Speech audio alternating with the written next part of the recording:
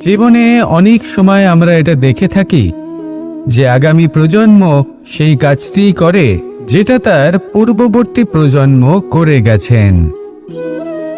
একটা উদাহরণ দিই, তাহলে দেখুন, একদিকে আছে মাতা পিতা যারা আজীবন সংঘর্ষ করেছেন ধন অর্জন করার জন্য। তারপর তারই সন্তান তার সাথে এই লড়াই করে তার থেকে সমস্ত সম্পত্তি ছিনিয়ে নিল। তারপরে যত সময় অতিবাহিত হয় সেই সন্তানের সাথেও সেই একই ক্রিয়া ঘটতে থাকে। তার সন্তান তার সমস্ত সম্পত্তি ছিনিয়ে নেয়। তাহলে এমন কি সঞ্চয় করবেন যা পরবর্তী প্রজন্মকে দিয়ে যেতে পারেন, সেই বিষয়ে ভাবুন। ভেবে দেখুন, এই যে ধন সঞ্চয় আপনি করছেন, এর আসলে লাভ কি? অবশ্যই আবশ্যক, কিন্তু এটাই কি শুধু সবথেকে গুরুত্বপূর্ণ বিষয়, যেখানে আপনি জানেন যে আপনি এই সম্পত্তি ভোগ করতে পারবেন না, কারণ এই সমস্ত সম্পত্তি আপনাকে পরবর্তী প্রজন্মের হাতে সঁপে দিতে হবে। তাহলে ধন সঞ্চয় করুন, কিন্তু এমন একটা সম্পত্তি কেন সঞ্চয় করা উচিত নয় যার উপভোগও আপনি করতে পারবেন, পরবর্তী প্রজন্মকেও দিয়ে যেতে পারবেন, আর মতভেদও হবে না। এমন সম্পত্তি আছে, আর এই সম্পত্তি হলো প্রেম।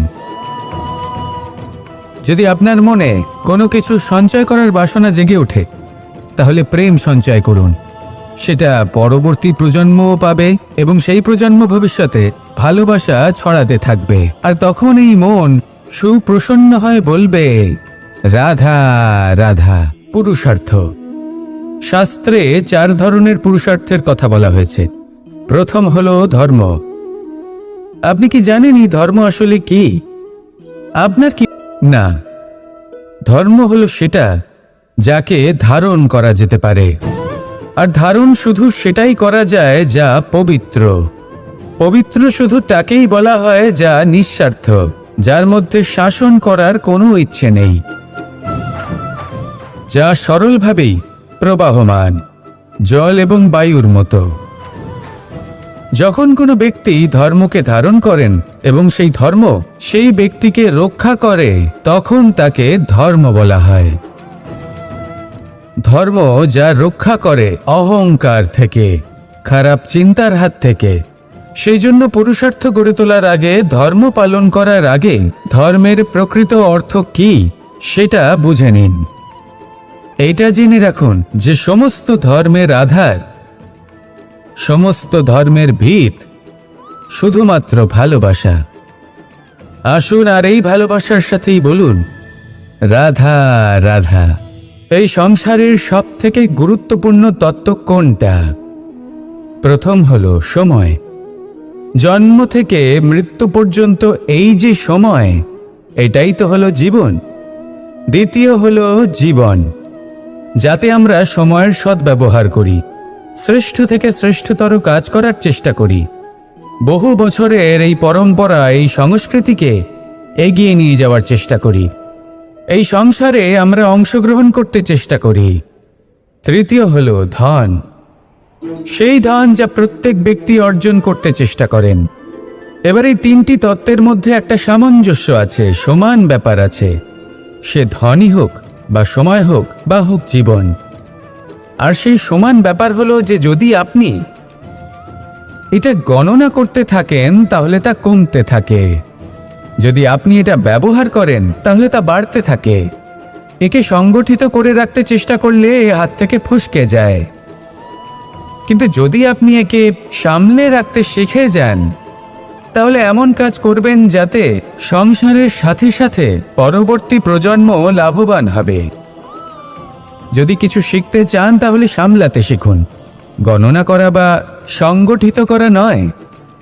আসুন আর আমার সাথে ভালোবেসে বলুন, রাধা রাধা। কখনো কোনো বাগানের কোনো বৃক্ষকে দেখেছেন যেখানে সুগন্ধি ফুল থাকে, রসালো ফল থাকে? তখন মন প্রফুল্ল হয়ে ওঠে, মন থেকে সেই বৃক্ষের প্রতি ভালোবাসা জন্মায়। কিন্তু যিনি বাগানের মালিক, শুধুমাত্র তিনিই জানেন যে কিভাবে এই বৃক্ষকে আগলে রাখতে হয়, কিভাবে তার পরিচর্যা করলে এতে সুন্দর সুগন্ধি ফুল হবে, রসালো ফল হবে। কখনো কখনো প্রয়োজনের থেকে বেশি রোদ পেলে এই বৃক্ষগুলি শুকিয়ে যায়, প্রয়োজনের থেকে কম রোদ পেলেও এই বৃক্ষ কিন্তু শুকিয়ে যায়। প্রয়োজনের থেকে কম জল যদি পায়, এই বৃক্ষ শুকিয়ে যেতে পারে। প্রয়োজনের থেকে অতিরিক্ত জল যদি পায়, তখনও এই বৃক্ষের শিকড়গুলি নষ্ট হয়ে যেতে পারে। এবার এটাই কিন্তু আমাদের সংসারের সাথেও হয়। আমাদের সংসারের সকল প্রতিভাশালী ব্যক্তি, যেমন লেখক, বিচারক, প্রবক্তা, যোদ্ধা, এদের সবার ক্ষেত্রে এই কথাটাই প্রযোজ্য। যদি বেশি প্রশংসা করা হয়, তাহলেও এরা হারিয়ে যাবেন। প্রয়োজনের থেকে বেশি যদি নিন্দা করা হয়, তখনও তারা নত হয়ে পড়বেন। তাহলে আপনি এদের রক্ষা করুন এবং নিজেদেরও। মনে রাখবেন একটা কথা, জেনে রাখুন কখন কোন নিন্দায় আপনি লজ্জিত হবেন না, আর কখন কোন প্রশংসার দ্বারা নিজের মধ্যে অহংবোধ জাগ্রত করবেন না। এই মন সুপ্রসন্ন হয়ে বলবে, রাধা রাধা। এই সাগর কত বিশাল আকার, কখনো শান্ত কখনো উত্তাল, কিন্তু এই সাগরকে এত মহান কে করে তুলল? জল। এবার এই জলের যাত্রা দেখুন, সেটা কতটা কঠিন। এই জল সাগরে থাকে, সূর্য ওকে এতটা উত্তপ্ত করে তোলে যে এই জল নিজের অস্তিত্ব হারিয়ে ফেলে এবং বাষ্পে পরিণত হয়ে হাওয়ায় মিলিয়ে যায়। তারপরে আকাশে যায় আর নিজের অস্তিত্ব আবার হারিয়ে ফেলে, মেঘে পরিণত হয়। তারপর এই মেঘ কোথাও গিয়ে কোনো পর্বতে ধাক্কা খায়, তারপর আবার এই জল নিজের অস্তিত্ব হারায়। তারপরে বর্ষার রূপ ধারণ করে তা বর্ষিত হয়, বা কোনো পর্বতের চূড়ায় তার শিখরে বরফের রূপ ধারণ করে। তারপরে এই বর্ষা মাটির দিকে নিজের যাত্রা শুরু করে। এবার মাটিতে ঝরে পড়া এই বর্ষা স্রোতের আকার ধারণ করে এবং আস্তে আস্তে বইতে থাকে। এই নদীর আকার ধারণ করে এবং নদী রূপে বইতে বইতে পাথরে ধাক্কা খায় বা কোনো পর্বতে ধাক্কা খায়, আর তারপর এই নদী এসে সাগরে সমাহিত হয়ে যায়। নদীর এই জল আবারও নিজের অস্তিত্ব হারিয়ে ফেলে, কিন্তু এইবার সেই জল নিজেই সাগরে পরিণত হয়। এটা আমাদের সকলের জন্য একটা শিক্ষা যে এই সংসারে জীবন এবং সময়ের হলো এক অনন্ত যাত্রা। এই সংসারে যা কিছু আছে তার সূত্রপাত কোথাও একটা হবেই। সেই জন্য মৃত্যু এবং সমাপ্তির চিন্তা ত্যাগ করে দিন, আর যে সূত্রপাত আপনি লাভ করছেন তার আনন্দ উপভোগ করুন। ভেবে দেখুন আপনি কিভাবে শ্রেষ্ঠ কর্ম করতে পারেন যাতে এই সংসার এবং এই সমাজ, এই দুইয়ের মঙ্গল সম্ভব। আসুন আমার সাথে ভালোবেসে বলুন, রাধা রাধা। একটি নৌকা বিশাল একটি সাগরে ভেসে চলে, কখনো যাত্রীদের বা কখনো বিশাল বস্তুকে নিজের সাথে বহন করে নিয়ে চলে, এক স্থান থেকে অন্য স্থানে পৌঁছে দেয়।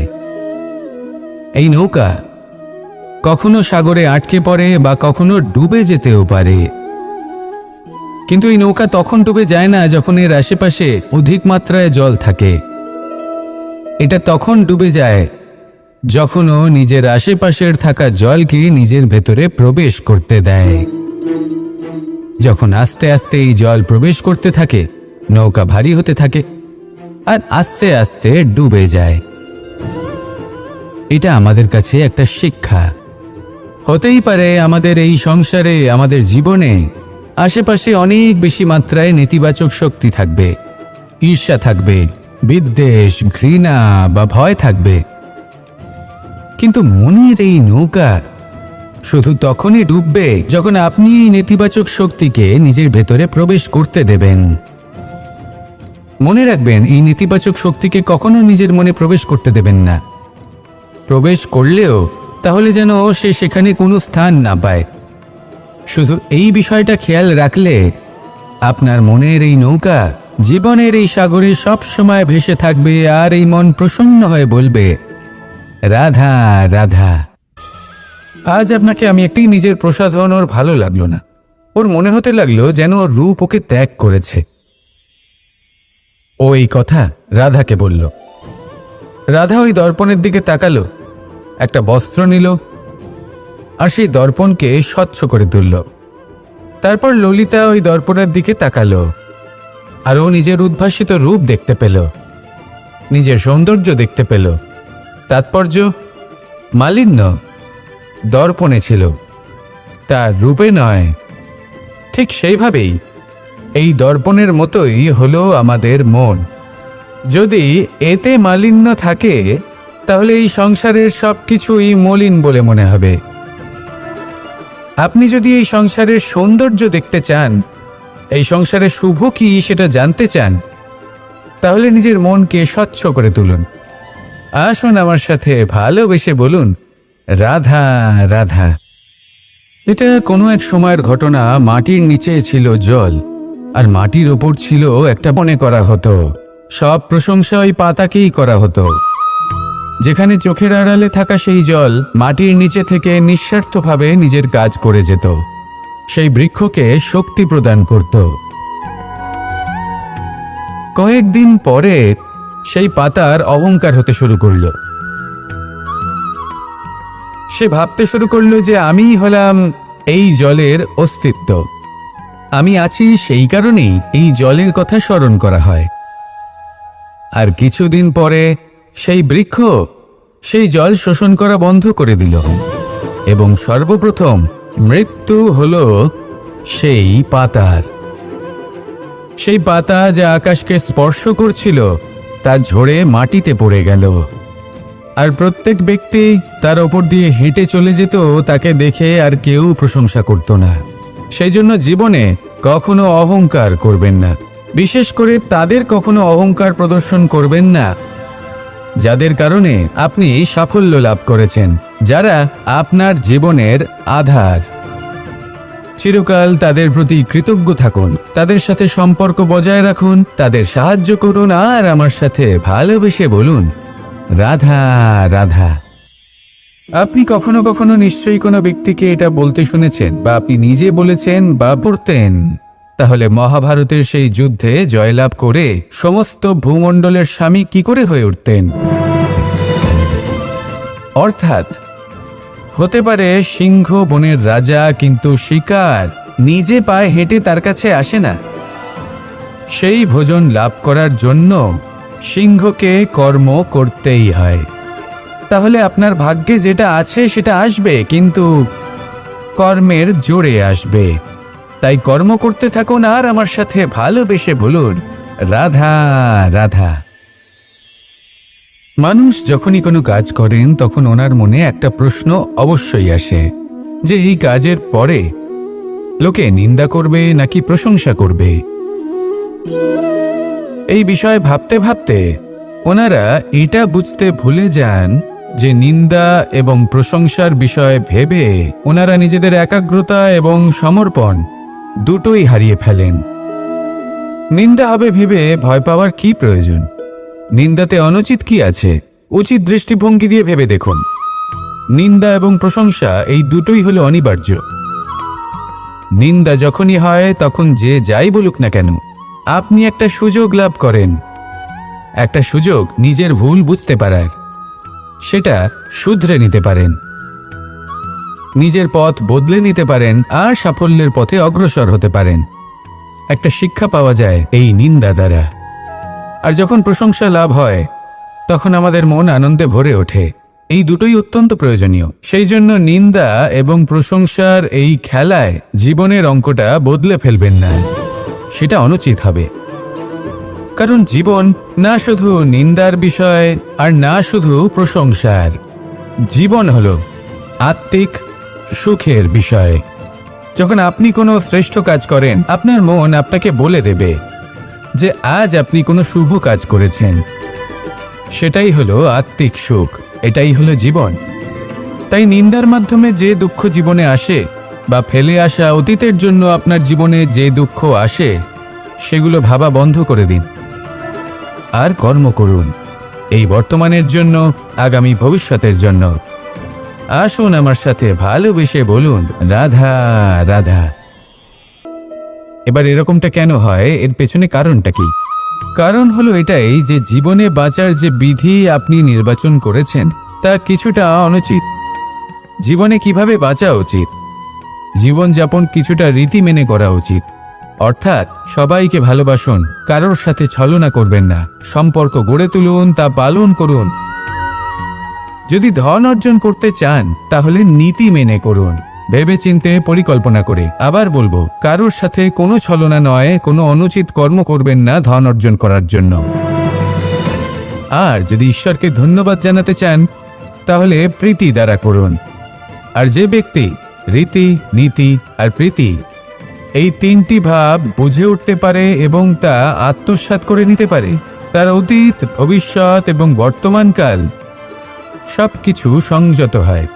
আপনি কিভাবে জীবনযাপন করতে চান, কিভাবে ধন অর্জন করতে চান, ঈশ্বরকে ধন্যবাদ জানাতে চান, নির্বাচন আপনার। আসুন আমার সাথে ভালোবেসে বলুন, রাধা রাধা। ভয় হলো মানুষের জীবনে এমন একটি আবেগ যেটা না থাকলেও মঙ্গল, আর থাকাটাও প্রয়োজনীয়। এই ভয় মাঝে মাঝে মানুষকে কোনো কর্ম করা থেকে বাধা দেয়, আবার কখনো মানুষকে এই ভয় কোনো কর্ম করতে প্রেরণা প্রদান করে। ভয় হিসেবে মানুষের মনে ঘর করতে থাকে। আর এই ভয়ের বিষয়ে মানুষ এতটাই ভাবে যে নিজের জীবনের লক্ষ্য, উদ্দেশ্য, রীতি এই সব কিছুর বিষয়ে ভুলে যায়। দেখতে গেলে মৃত্যুর পরে কি হবে সেটা আমাদের মধ্যে কেউ জানে না, সেটা তো মৃত্যুর পরেই আমরা জানতে পারব। কিন্তু এই মৃত্যু পর্যন্ত নিজের জীবনের সারথি হলেন আপনি নিজেই, তাই না? আপনি চাইলে এই জীবনকে স্বর্গও করতে পারেন, আবার নরকেও পরিণত করতে পারেন। নির্ভর করছে আপনার কর্মের ওপর আর আপনার আপনজনের ওপর। আপনি যাদের আপন বলে মনে করেন, অনেক সময় যাদের আপনি বন্ধু বলে মনে করেন, কথায় আছে যে প্রকৃত বন্ধুর মধ্যে ঈশ্বর বসবাস করেন। এই বন্ধু আপনাকে হয় পথ থেকে সরিয়ে দেবে বা উচিত পথে নিয়ে আসবে। এরাই আপনার জীবনকে স্বর্গ করে তুলতে পারে বা আপনাকে নরক পথেও টেনে নিয়ে যেতে পারে। তাই জীবনে নিজের কর্মের বিষয়ে আর নিজের সঙ্গের বিষয়ে ভাবুন, সতর্ক হয়ে এগোন, আর আমার সাথে ভালোবেসে বলুন, রাধা রাধা। লোভ এবং ক্রোধ এই দুইয়ের মধ্যে সম্পর্ক খুব গভীর। এবার আপনি বলতে পারেন যে এটা আমি কি বলছি, আমি কোনো অনুচিত কিছু করেছি। আর এই যে ভ্রম, সেটা আস্তে আস্তে আপনার মনকে ব্যাকুল করে তুলবে, আর এই ব্যাকুল মন আস্তে আস্তে আপনার যুক্তি তর্কের ক্ষমতাকে নাশ করে দেবে। তর্ক বিতর্কের শক্তি অর্থাৎ বিবেক। আর যখন আপনি নিজের বিবেক হারাবেন তখন এমন মনে হবে যেন আপনি নিজের জীবন নষ্ট করেছেন। এর অর্থ এটা নয় যে জীবনে কামনা করবেন না, ইচ্ছে পোষণ করবেন না। অবশ্যই ইচ্ছে পোষণ করুন, আর যা কিছু লাভ করতে চান তা অর্জন করুন, কিন্তু তার প্রতি মনে লোভ জন্মাতে দেবেন না, সেটা অনুচিত ব্যাপার। একবার যদি লোভ জাগ্রত হয় তাহলে সেটা আপনাকে আপনার পতনের দিকে নিয়ে যাবে। তাহলে লোভকে নিজের থেকে দূরে রাখুন, ক্রোধও আপনার থেকে দূরে থাকবে। আসুন আমার সাথে ভালোবেসে বলুন, রাধা রাধা। কখনো কখনো আমরা অনেক কিছু ভাবি, তারপর দুঃখী হয়ে যাই যে এত কিছু ভাবা সত্ত্বেও আমরা যে কর্ম করতে চেয়েছিলাম সেটা করতেই পারলাম না, যে লক্ষ্যটা আমরা লাভ করতে চাইছিলাম সেটা করতেই পারলাম না। আমরা সংসারের সামনে এটা ঘোষণা করে ফেলি, কথা দিয়ে ফেলি যে এই কর্ম আমি করে দেখাবো, এই সাফল্য আমি প্রাপ্ত করেই ছাড়ব, কিন্তু করতেই পারি না। তার কারণটা কি? চেতনা, আমাদের একাগ্রতা। আমরা একাগ্র হয়ে পড়ি এই সংসারকে কিছু প্রমাণ করে দেখানোর জন্য, যেখানে আমাদের একাগ্রচিত্ত হওয়া উচিত নিজেদের কর্মের ওপর।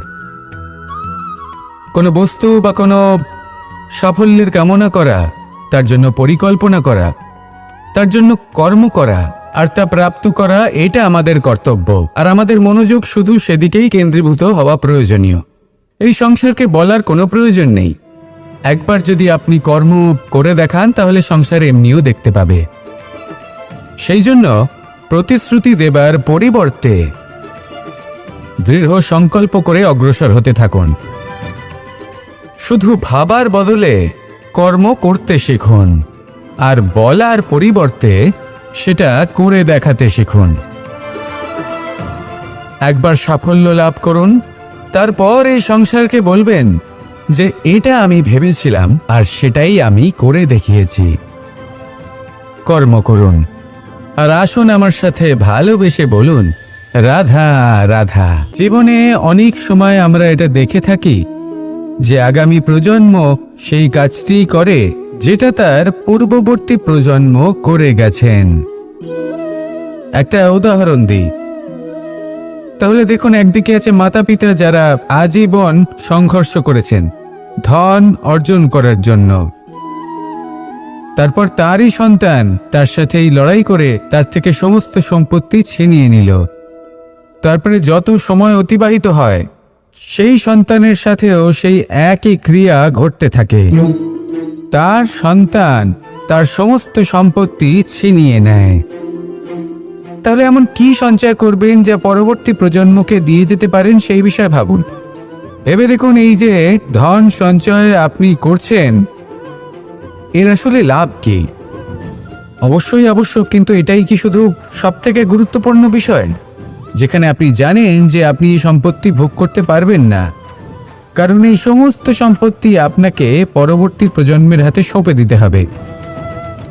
তাহলে ধন সঞ্চয় করুন, কিন্তু এমন একটা সম্পত্তি কেন সঞ্চয় করা উচিত নয় যার উপভোগও আপনি করতে পারবেন, পরবর্তী প্রজন্মকেও দিয়ে যেতে পারবেন, আর মতভেদও হবে না। এমন সম্পত্তি আছে, আর এই সম্পত্তি হলো প্রেম। যদি আপনার মনে কোনো কিছু সঞ্চয় করার বাসনা জেগে ওঠে, তাহলে প্রেম সঞ্চয় করুন। সেটা পরবর্তী প্রজন্মও পাবে এবং সেই প্রজন্ম ভবিষ্যতে ভালোবাসা ছড়াতে থাকবে। আর তখন এই মন সুপ্রসন্ন হয়ে বলবে, রাধা রাধা। পুরুষার্থ। শাস্ত্রে 4 ধরনের পুরুষার্থের কথা বলা হয়েছে। প্রথম হলো ধর্ম। আপনি কি জানেন এই ধর্ম আসলে কি? আপনার কি মনে হয় ধর্ম আসলে কি? কোনো বিশেষ ঈশ্বরকে মানাই কি ধর্ম বলা হয়? নাকি কোনো বিশেষ রীতি পালন করাই হলো ধর্ম? নাকি কোনো বিশেষ সাহিত্যকে সর্বশ্রেষ্ঠ মনে করাই হলো ধর্ম? না, ধর্ম হলো সেটা যাকে ধারণ করা যেতে পারে। আর ধারণ শুধু সেটাই করা যায় যা পবিত্র। পবিত্র শুধু তাকেই বলা হয় যা নিঃস্বার্থ, যার মধ্যে শাসন করার কোনো ইচ্ছে নেই, যা সরলভাবেই প্রবাহমান, জল এবং বায়ুর মতো। যখন কোনো ব্যক্তি ধর্মকে ধারণ করেন এবং সেই ধর্ম সেই ব্যক্তিকে রক্ষা করে, তখন তাকে ধর্ম বলা হয়। ধর্ম যা রক্ষা করে অহংকার থেকে, খারাপ চিন্তার হাত থেকে। সেই জন্য পুরুষার্থ গড়ে তোলার আগে, ধর্ম পালন করার আগে ধর্মের প্রকৃত অর্থ কি সেটা বুঝে নিন। এইটা জেনে রাখুন যে সমস্ত ধর্মের আধার, সমস্ত ধর্মের ভিত শুধুমাত্র ভালোবাসা। আসুন আর এই ভালোবাসার সাথেই বলুন, রাধা রাধা। এই সংসারের সবথেকে গুরুত্বপূর্ণ তত্ত্ব কোনটা? প্রথম হলো সময়। জন্ম থেকে মৃত্যু পর্যন্ত এই যে সময়, এটাই তো হলো জীবন। দ্বিতীয় হলো জীবন, যাতে আমরা সময়ের সদ্ব্যবহার করি, শ্রেষ্ঠ থেকে শ্রেষ্ঠতর কাজ করার চেষ্টা করি। বহু বছরের এই পরম্পরা, এই সংস্কৃতিকে এগিয়ে নিয়ে যাওয়ার চেষ্টা করি। এই সংসারে আমরা অংশগ্রহণ করতে চেষ্টা করি। তৃতীয় হলো ধন। সেই ধন যা প্রত্যেক ব্যক্তি অর্জন করতে চেষ্টা করেন। এবার এই 3টি তত্ত্বের মধ্যে একটা সামঞ্জস্য আছে, সমান ব্যাপার আছে। সে ধনই হোক বা সময় হোক বা হোক জীবন। আর সেই সমান ব্যাপার হলো যে যদি আপনি এটা গণনা করতে থাকেন তাহলে তা কমতে থাকে, যদি আপনি এটা ব্যবহার করেন তাহলে তা বাড়তে থাকে। একে সংগঠিত করে রাখতে চেষ্টা করলে এ হাত থেকে ফসকে যায়, কিন্তু যদি আপনি একে সামলে রাখতে শিখে যান তাহলে এমন কাজ করবেন যাতে সংসারের সাথে সাথে পরবর্তী প্রজন্ম লাভবান হবে। যদি কিছু শিখতে চান তাহলে সামলাতে শিখুন, গণনা করা বা সংগঠিত করা নয়।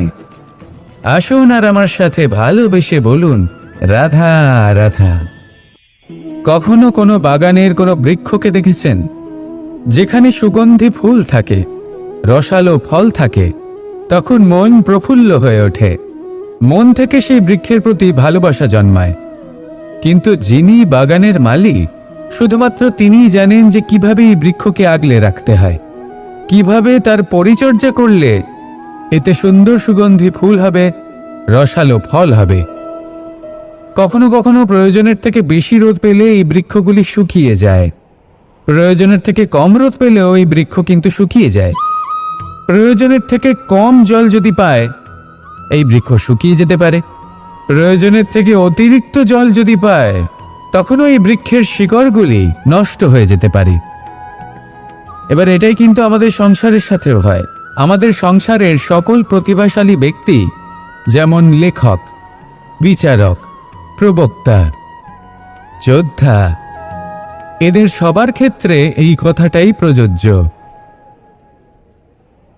যদি বেশি প্রশংসা করা হয়, তাহলেও এরা হারিয়ে যাবেন। প্রয়োজনের থেকে বেশি যদি নিন্দা করা হয়, তখনও তারা নত হয়ে পড়বেন। তাহলে আপনি এদের রক্ষা করুন এবং নিজেদেরও। মনে রাখবেন একটা কথা, জেনে রাখুন কখন কোন নিন্দায় আপনি লজ্জিত হবেন না, আর কখন কোন প্রশংসার দ্বারা নিজের মধ্যে অহংবোধ জাগ্রত করবেন না। এই মন সুপ্রসন্ন হয়ে বলবে, রাধা রাধা। এই সাগর কত বিশাল আকার। এই জল সাগরে থাকে। সূর্য ওকে এতটা উত্তপ্ত করে তোলে যে এই জল নিজের অস্তিত্ব হারিয়ে ফেলে এবং বাষ্পে পরিণত হয়ে হাওয়ায় মিলিয়ে যায়। তারপরে আকাশে যায় আর নিজের অস্তিত্ব আবার হারিয়ে ফেলে, মেঘে পরিণত হয়। তারপর এই মেঘ কোথাও গিয়ে কোনো পর্বতে ধাক্কা খায়, তারপর আবার এই জল নিজের অস্তিত্ব হারায়। তারপরে বর্ষার রূপ ধারণ করে তা বর্ষিত হয়, বা কোনো পর্বতের চূড়ায় তার শিখরে বরফের রূপ ধারণ করে। তারপরে এই বর্ষা মাটির দিকে নিজের যাত্রা শুরু করে। এবার মাটিতে ঝরে পড়া এই বর্ষা স্রোতের আকার ধারণ করে এবং আস্তে আস্তে বইতে থাকে। এই নদীর আকার ধারণ করে এবং নদী রূপে বইতে বইতে পাথরে ধাক্কা খায় বা কোনো পর্বতে ধাক্কা খায়, আর তারপর এই নদী এসে সাগরে সমাহিত হয়ে যায়। নদীর এই জল আবারও নিজের অস্তিত্ব হারিয়ে ফেলে, কিন্তু এইবার সেই জল নিজেই সাগরে পরিণত হয়। এটা আমাদের সকলের জন্য একটা শিক্ষা যে এই সংসারে জীবন এবং সময়ের হলো এক অনন্ত যাত্রা। এই সংসারে যা কিছু আছে তার সূত্রপাত কোথাও একটা হবেই। সেই জন্য মৃত্যু এবং সমাপ্তির চিন্তা ত্যাগ করে দিন, আর যে সূত্রপাত আপনি লাভ করছেন তার আনন্দ উপভোগ করুন। ভেবে দেখুন আপনি কিভাবে শ্রেষ্ঠ কর্ম করতে পারেন যাতে এই সংসার এবং এই সমাজ, এই দুইয়ের মঙ্গল সম্ভব। আসুন আমার সাথে ভালোবেসে বলুন, রাধা রাধা। একটি নৌকা বিশাল একটি সাগরে ভেসে চলে, কখনো যাত্রীদের বা কখনো বিশাল বস্তুকে নিজের সাথে বহন করে নিয়ে চলে, এক স্থান থেকে অন্য স্থানে পৌঁছে দেয়। এই নৌকা কখনো সাগরে আটকে পড়ে বা কখনো ডুবে যেতেও পারে, কিন্তু এই নৌকা তখন ডুবে যায় না যখন এর আশেপাশে অধিক মাত্রায় জল থাকে। এটা তখন ডুবে যায় যখন ও নিজের আশেপাশের থাকা জলকে নিজের ভেতরে প্রবেশ করতে দেয়। যখন আস্তে আস্তে এই জল প্রবেশ করতে থাকে, নৌকা ভারী হতে থাকে আর আস্তে আস্তে ডুবে যায়। এটা আমাদের কাছে একটা শিক্ষা। হতেই পারে আমাদের এই সংসারে, আমাদের জীবনে আশেপাশে অনেক বেশি মাত্রায় নেতিবাচক শক্তি থাকবে, ঈর্ষা থাকবে, বিদ্বেষ, ঘৃণা বা ভয় থাকবে, কিন্তু মনের এই নৌকা শুধু তখনই ডুববে যখন আপনি এই নেতিবাচক শক্তিকে নিজের ভেতরে প্রবেশ করতে দেবেন। মনে রাখবেন, এই নেতিবাচক শক্তিকে কখনো নিজের মনে প্রবেশ করতে দেবেন না। প্রবেশ করলেও তাহলে যেন সে সেখানে কোনো স্থান না পায়। শুধু এই বিষয়টা খেয়াল রাখলে আপনার মনের এই নৌকা জীবনের এই সাগরে সব সময় ভেসে থাকবে, আর এই মন প্রসন্ন হয়ে বলবে, রাধা রাধা। আজ আপনাকে আমি কয়েকদিন পরে সেই পাতার অহংকার হতে শুরু করলো। সে ভাবতে শুরু করলো যে আমিই হলাম এই জলের অস্তিত্ব, আমি আছি সেই কারণেই এই জলের কথা স্মরণ করা হয়। আর কিছুদিন পরে সেই বৃক্ষ সেই জল শোষণ করা বন্ধ করে দিল এবং সর্বপ্রথম মৃত্যু হলো সেই পাতার। সেই পাতা যা আকাশকে স্পর্শ করছিল তা ঝরে মাটিতে পড়ে গেল। আর প্রত্যেক ব্যক্তি তার ওপর দিয়ে হেঁটে চলে যেত, তাকে দেখে আর কেউ প্রশংসা করত না। সেই জন্য জীবনে কখনো অহংকার করবেন না, বিশেষ করে তাদের কখনো অহংকার প্রদর্শন করবেন না যাদের কারণে আপনি সাফল্য লাভ করেছেন, যারা আপনার জীবনের আধার। চিরকাল তাদের প্রতি কৃতজ্ঞ থাকুন, তাদের সাথে সম্পর্ক বজায় রাখুন, তাদের সাহায্য করুন আর আমার সাথে ভালোবেসে বলুন, রাধা রাধা। আপনি কখনো কখনো নিশ্চয়ই কোনো ব্যক্তিকে এটা নির্বাচন করেছেন, কারণ সংসারের যে কোনো বস্তু বা কোনো সাফল্য যদি খুব সহজে পাওয়া যায় বা কম চেষ্টা করেই লাভ করা যায়, সেটা আমাদের ততটা সন্তুষ্ট করে না। সেই জন্য আমরা জেনে বুঝেই কঠিন লক্ষ্য নির্বাচন করি, কারণ সেই লক্ষ্য আমাদের প্রতিস্পর্ধা এবং সংঘর্ষের সম্মুখীন করে, যার সম্মুখীন হয় অগ্রসর হওয়ার পরে আমরা আরও বেশি শ্রেষ্ঠ হয়ে উঠি। সেই জন্য কিছু অসম্ভব কিনা সেই বিষয় চিন্তা করবেন না, শুধু অগ্রসর হতে থাকুন, নিজের কর্ম করুন, সেই লক্ষ্যকে প্রাপ্ত করুন আর আমার সাথে ভালোবেসে বলুন, রাধা রাধা।